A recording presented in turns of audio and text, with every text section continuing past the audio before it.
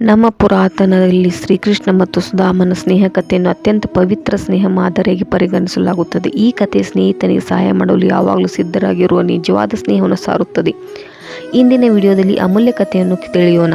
ಸುಧಾಮ ಮತ್ತು ಕುಚೇಲ ಶ್ರೀಕೃಷ್ಣ ಬಾಲ್ಯದ ಆಪ್ತ ಸ್ನೇಹಿತರಲ್ಲಿ ಇಬ್ಬರು. ಬಾಲ್ಯದಲ್ಲಿ ಇಬ್ಬರು ಗುರುಕುಲದಲ್ಲಿ ಒಟ್ಟಿಗೆ ಶಿಕ್ಷಣ ಪಡೆದಿದ್ದರು.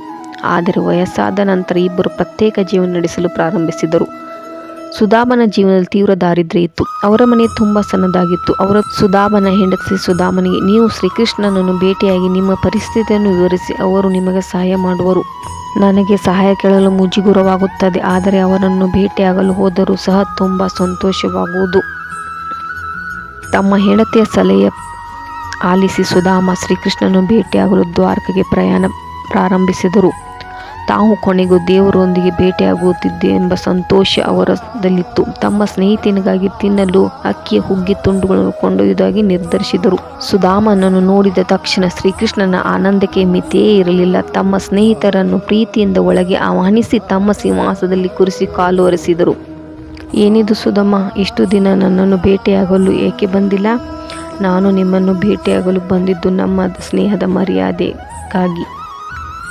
ನನ್ನ ಜೀವನದ ಎಲ್ಲ ಕಷ್ಟಗಳನ್ನು ನಿಮ್ಮನ್ನು ಕಂಡ ಕ್ಷಣ ಮಾಯವಾಗುತ್ತದೆ.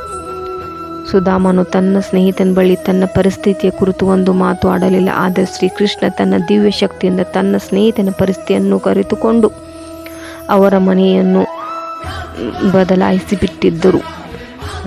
ಸುಧಾಮನು ತನ್ನ ಗ್ರಾಮಕ್ಕೆ ಹಿಂದಿರುಗಿದಾಗ ತನ್ನ ದಾರಿದ್ರ್ಯ ನಶಿಸಿ ಒಂದು ಸುಂದರ ಅರಣ್ಯ ಕಂಡಿದ್ದರು. ಶ್ರೀಕೃಷ್ಣನ ಪ್ರೀತಿ, ಆರ್ಥಿಕ ನೆರವು ಅವರ ಜೀವನ ಸಂಪೂರ್ಣ ಬದಲಾಯಿಸಿತು.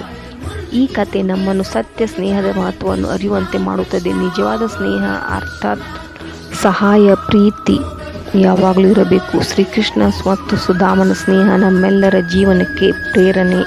ನೀವು ಈ ಸ್ನೇಹದ ಕಥೆಯನ್ನು ಇಷ್ಟಪಟ್ಟಿದ್ದರೆ ದಯವಿಟ್ಟು ಲೈಕ್, ಶೇರ್ ಮತ್ತು ಸಬ್ಸ್ಕ್ರೈಬ್ ಮಾಡಿ ಫ್ರೆಂಡ್ಸ್. ಧನ್ಯವಾದಗಳು.